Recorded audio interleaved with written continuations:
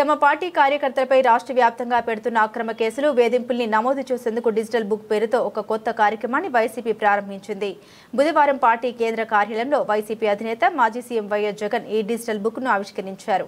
ఈ సందర్భంగా ఆయన మాట్లాడుతూ తిరిగి అధికారంలోకి వచ్చాక ఈ ఫిర్యాదులన్నింటినీ పరిశీలిస్తామని, అన్యాయం చేసిన వారు ఎక్కడున్నా వదిలిపెట్టేది లేదని కార్యకర్తలకు భరోసా ఇచ్చారు. రాష్ట్రంలో కూటమి ప్రభుత్వం రెడ్ బుక్ రాజ్యాంగాన్ని అమలు చేస్తుందని వైసీపీ నేతలు కొంతకాలంగా ఆరోపిస్తున్నారు. వేధింపులకు గురైన వారు తమ ఫిర్యాదుల్ని digitalbook.vySRCP.com పోర్టల్లో గాని 04049171718 IVRS నంబర్కు ఫోన్ చేసి గాని నమోదు చేయవచ్చని జగన్ తెలిపారు. ఎవరైనా అధికారి వేధిస్తే అందుకు సంబంధించిన ఆధారాలను కూడా యాప్లో అప్లోడ్ చేయవచ్చని ఆయన స్పష్టం చేశారు. ఈ సందర్భంగా పార్టీ విస్తృత స్థాయి సమావేశంలో మాట్లాడిన జగన్ 15 నెలల కూటమి పాలనలోనే ప్రజల్లో తీవ్ర వ్యతిరేకత వచ్చిందని తెలిపారు. అన్ని వర్గాల ప్రజల్ని మోసం చేశారని, అవినీతి బంధుప్రీతి పెరిగిపోయాయని ఆరోపించారు. చివరిగా ఇంకొక లాస్ట్ ప్రోగ్రామ్ ఒకటి లాంచ్ చేస్తున్నాం. ఈ ప్రోగ్రామ్ ఏంటంటే మన కార్యకర్తల కోసం, రాష్ట్రంలో అన్యాయానికి గురైన ఏ కార్యకర్త అయినా కూడా డిజిటల్ బుక్ ఇప్పుడు లాంచ్ చేస్తూ ఉన్నాం. మీ అందరి సమక్షంలో రేపొద్దున రాష్ట్రంలో ఎక్కడ ఎవరికి ఏ అన్యాయం ఇప్పటికే జరిగినా ఆ డిజిటల్ బుక్ను వీళ్ళు దీన్ని ఉపయోగించుకొని రెండు రకాలుగా ఈ డిజిటల్ బుక్ పనిచేస్తుంది.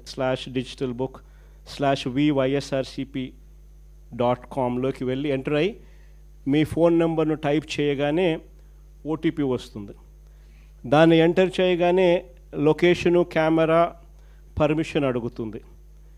అది మీరు ఇవ్వగానే మొదట మీకు జరిగిన అన్యాయం గురించి వివరాలు అడుగుతుంది, మీరు నమోదు చేయాలి. ఆ తర్వాత మీ దగ్గర ఏమైనా ఈ అన్యాయానికి సంబంధించిన ఫోటోగ్రాఫ్సు, ఆధారాలు, ఇంకా ఏదైనా అప్లోడ్ చేసే కార్యక్రమాలు కూడా చేయాలి. ఆ తర్వాత అది ఆటోమేటిక్లీ ఆ డిజిటల్ బుక్లో స్టోర్ అయిపోతుంది. ఇది ఒక రకమైన పద్ధతి. రెండో పద్ధతి IVRS విధానం కూడా ఉంది.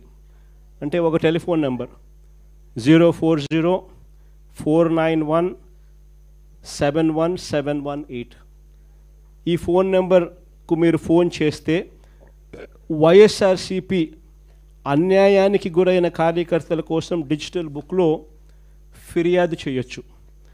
ఫోన్ చేసిన వెంటనే బీప్ సౌండ్ వస్తుంది.